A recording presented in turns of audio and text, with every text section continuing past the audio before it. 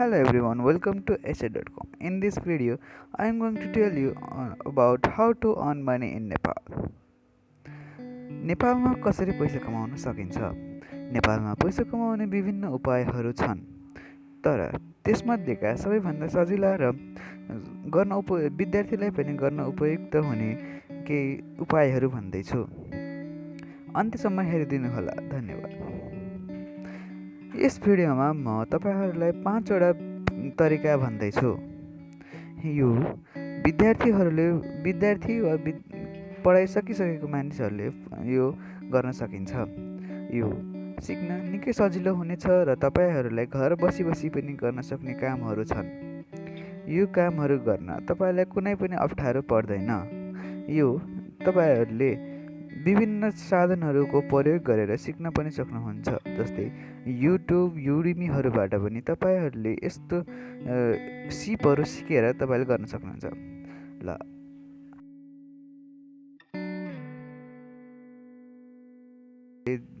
भनेका कामहरू केही गर्न सक्नुभयो भने तपाईँ घरमा बसी मजाले पैसा कमाउन सक्नुहुन्छ। नेपालमा पैसा कमाउन निकै सजिलो नै छ र घरमा बसी गर्न सक्छु भन्न आँट छ भने तपाईँले घरबाटै पनि सुरु गर्न सक्नुहुन्छ।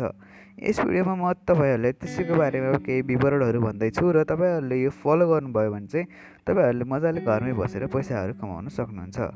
यो फलो गर्नुभयो भने तपाईहरुलाई काम गाह्रो पर्दैन। Let's begin our video. अब हामी हाम्रो भिडियोहरुतर्फ लागौं।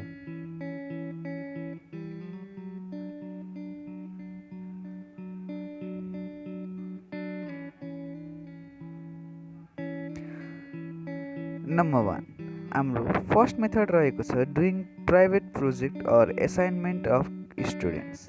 यदि तपाईँ कलेज स्टुडेन्ट हुनुहुन्छ र फ्री टाइममा काम गरेर पैसा अर्न गर्न खोज्नु भएको छ भने तपाईँले कुनै पनि आफ्नो क्लासमेटको नभएर क्लासमेटको हुनसक्छ, नत्र अरू कसैको पनि प्रोजेक्टमा असाइनमेन्ट लिएर चाहिँ तपाईँले गर्न सक्नुहुन्छ।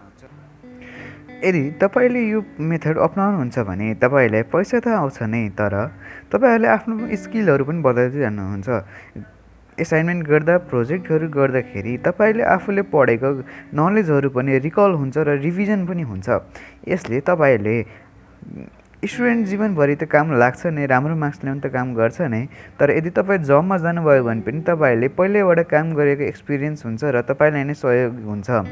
यसले गर्दा तपाईँलाई पछि रियल जब गर्नको लागि रिक्वायरमेन्ट एजेन्सीहरूमा नत्र रिक्वायरमेन्ट हुँदाखेरि चाहिँ तपाईँले यस्तो स्किल छ भनेर भन्दाखेरि तपाईँलाई नै मद्दत गर्दछ।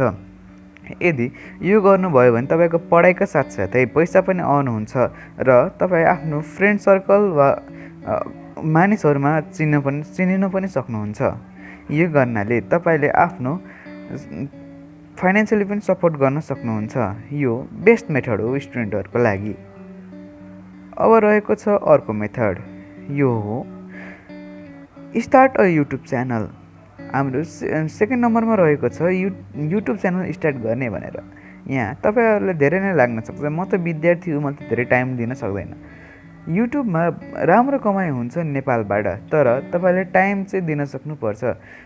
टाइम दिने भनेर 9 to 5 जब जस्तो हुँदैन। यसमा तपाईँले फ्री टाइम मिलाएर गर्न सक्नुहुन्छ। यसबाट चाहिँ तपाईँले विभिन्न स्किलहरू पनि सिक्न सक्नुहुन्छ। जस्तै युट्युबमा गर्दाखेरि रिसर्चिङ स्किल्स बढ्छ, म्यानेजमेन्ट स्किल, टाइम म्यानेजमेन्ट स्किलहरू पनि हुन्छ। र नेपालमा राम्रो सुरुमा इस्टाब्लिस भइसकेपछि चाहिँ इस्टाब्लिस भइसकेको च्यानलहरूले चाहिँ मजाले महिनामा 10 देखि 15 हजारसम्म चाहिँ स्टुडेन्टहरूले पनि मैले कमाएको देखिरहेको छु। यो गर्नुभयो भने तपाईँको एडिटिङ स्किल्सहरू, रिसर्चिङ स्किल्स, कम्युनिकेसन स्किल्सहरू पनि बढ्दै जान्छ र तपाईँलाई उल्टै पपुल्यारिटी र पैसा पनि हुन्छ। यदि यो गर्नु भनेको सबैभन्दा बेस्ट मेथड हो। यसले तपाईँलाई ओभरअल ग्रोथ पनि भइरहेको हुन्छ, पर्सनालिटी पनि ग्रोथ हुन्छ, तपाईँलाई फाइनेन्सियली पनि स्ट्रङ बनाउँछ। यसले तपाईँलाई स्किल्स दिन्छ र पैसा पनि आउँछ। यो गर्नुभयो भने तपाईँलाई पपुल्यारिटी पनि गेन हुन्छ। यो सबैभन्दा बेस्ट मेथड हुनसक्छ यदि तपाईँ आफ्नो स्किल्सहरू बढाउन चाहनुहुन्छ भने। यसको लागि थोरै टाइम चाहिँ म्यानेज गर्न सक्नुपर्छ, तर तपाईँले यदि गर्न सक्नुभयो भने चाहिँ यो बेस्ट हुनसक्छ तपाईँको लागि। अब अर्को मेथड भनेको चाहिँ मेथड नम्बर 3 मा चाहिँ learn programming language. Programming language अहिले नेपालमा धेरैभन्दा धेरै कम्पनीहरू स्टार्टअपहरू चाहिँ अहिले डिजिटलाइज भइरहेको छ, स्टार्टअपहरू खुलिरहेको छ। उनीहरूले चाहिँ प्रोग्रामरहरू रिक्रुट गरिरहेछ र यदि तपाईँहरूले जब पाउन सक्नु भएन भने अहिले सिएसआइटी, इन्जिनियरिङ, बिआइटी, बिआइएमहरू पढिरहेको स्टुडेन्टहरूको इक्जामहरू आएको बेलामा तपाईँहरूले प्रोजेक्टहरू गरिदिन सक्नुहुन्छ। जस्तो मैले यति लाइनको कोड लेखिदिएँ, मलाई यतिको पेमेन्ट दिनुहोस्, म यस्तो प्रोजेक्ट गरिदिन्छु, म यस्तो पेमेन्ट लिन्छु भनेर तपाईँले एउटा पेमेन्ट फिक्स गरेर फ्रिल्यान्सिङ पनि गर्न सक्नुहुन्छ। यो गर्दा तपाईँको प्रोग्रामिङ स्किल्स पनि बढ्छ र तपाईँलाई अर्निङ पनि हुन्छ। प्रोग्रामिङ ल्याङ्ग्वेज सिक्नु भनेको चाहिँ ल्याङ्ग्वेज सिकेर कम्प्युटरमा मात्रै नभएर ओभरअल तपाईँको स्किल्समा पनि फाइदा हुँदै जान्छ, किनभने यसले तपाईँलाई खोज्न सिकाउँछ। प्रोग्रामिङ सिक्दाखेरि तपाईँहरू धेरै माथि उतार चढाव पनि आउँछ, तपाईँहरूले कसरी प्रब्लमलाई ट्याकल गर्ने र अर्को तरिकाले कुनै पनि प्रब्लमलाई कसरी हेर्न सकिन्छ भनेर चाहिँ प्रोग्रामिङ ल्याङ्ग्वेजले सिकाउँछ। यो गर्नाले तपाईँको दिमागलाई पनि राम्रो बनाउँदै जान्छ र पैसा पनि राम्रो अर्न हुन्छ। यदि तपाईँले स्टुडेन्ट हुँदाहुँदै एसाइनमेन्टहरू गरिदिनु भयो, अरूको प्रोजेक्ट गरिदिनु भयो भने तपाईँको त्यो प्रोजेक्टहरूलाई चाहिँ गिटहबमा नत्र कुनै ठाउँमा राखेर रेज्युमेहरू बनाएर चाहिँ तपाईँले जबमा जाँदा इन्टरभ्यू दिँदाखेरि पनि तपाईँलाई हेल्प हुन्छ र रियल वर्ल्ड एक्सपिरियन्स भएकाले कलेजले मात्रै नभएर अरू कलेजले सिकाएको मात्रै नभएर अरू एक्सपिरियन्स पनि हुन्छ। ल यो भनेको चाहिँ सबैभन्दा धेरै फलो गरिएको मेथड हो। मेथड नम्बर 4मा रहेको छ writing articles for news agency. नेपालमा अहिले धेरै जसो मानिसहरू पत्रिका पढ्न छोडेर डिजिटल न्युजतिर लागिरहेका छन्। त्यसैले जति मानिसहरूको डिमान्ड बढ्दै जान्छ त्यसरी नै अहिले न्युज पोर्टलहरू खोलिरहेको छ। न्युज पोर्टलहरूलाई राइटरहरूको अहिले आवश्यकता एकदमै बढिसकेको छ। तपाईँहरूले फुल टाइम जब गर्न नसके भने तपाईँहरूले एउटा आर्टिकलको 2000देखि 3000सम्म चार्ज गर्न सक्नुहुन्छ। त्यो आर्टिकल लेखिसकेको बापत तपाईँले चाहिँ चार्ज गर्न सक्नुहुन्छ। यसको लागि तपाईँले धेरै टाइम खर्च गर्नु पनि पर्दैन र तपाईँको राइटिङ स्किल्सहरू पनि सुधार हुँदै जान्छ। यस्तो तपाईँको ओभरअल एक्सपिरियन्स पनि बढाउन जान्छ। यो गर्नुभयो भने तपाईँलाई आफ्नो स्टडीमा पनि हुन्छ, कि स्टडीमा पनि धेरै मद्दत हुन्छ, किनभने यसले तपाईँलाई खोज्न सिकाउँछ, लेख्न सिकाउँछ। किनभने स्टुडेन्टले चाहिने भनेको त आफ्नो एन्सर राम्रो लेख्नु हो नि त। त्यही भएर चाहिँ आर्टिकल्सहरू लेख्न थाल्नुभयो भने चाहिँ तपाईँलाई इन्कम पनि हुन्छ र सिक्न पनि हुन्छ। न्युज एजेन्सीले राम्रो पे पनि हुन्छ, किनभने साना साना न्युज आर्टिकल लेखेकै पेजहरूले चाहिँ 500 to 1500 दिन्छ र लामो लाइफ स्टोरी वा कुनै बायोग्राफीहरू लेख्नुभयो भने चाहिँ तपाईँलाई एक्स्ट्रा इन्कम पनि हुन्छ, राम्रो पे पनि छ यसमा। अब हाम्रो यो भिडियोको लास्ट टपिक रहेको छ राइट ब्लग्स। 5th नम्बरमा छ राइट ब्लग्स। ब्लगिङ भनेको चाहिँ अहिलेको सबैभन्दा पिकमा रहेको इन्डस्ट्री हो। मानिसहरू अब भिडियोबाट पनि मिचिसकेका छन्, त्यही भएर चाहिँ मानिसहरू छिट्टोको लागि ब्लगहरू पढ्न लागिसकेका छन्। ब्लग भनेको छोटो तरिकामा लेखेको आर्टिकल जस्तै हो। यसमा तपाईँले आफ्नो रियल वर्ल्ड एक्सपिरियन्स पनि लेख्न सक्नुहुन्छ। यदि तपाईँलाई खाना पकाउन आउँछ भने कुनै खानाको रेसिपीहरूलाई ब्लगमा राख्न सक्नुहुन्छ। कुनै टिप्स एन्ड ट्रिक्स छ भने टिप्स एन्ड ट्रिक्स समेटेर चाहिँ तपाईँले ब्लग लेख्न सक्नुहुन्छ। ब्लग लेखेर तपाईँको आफ्नो एक्सपिरियन्सलाई अरू धेरैलाई माझ पुर्याउन सक्नुहुन्छ र आफ्नो त मद्दत हुँदै हुन्छ, तर तपाईँले चाहिँ अरूको पनि मद्दत गर्न सक्नुहुन्छ। ब्लग लेखिसकेपछि तपाईँलाई ओभरअल डेभलपमेन्टमा पनि हेल्प हुन्छ।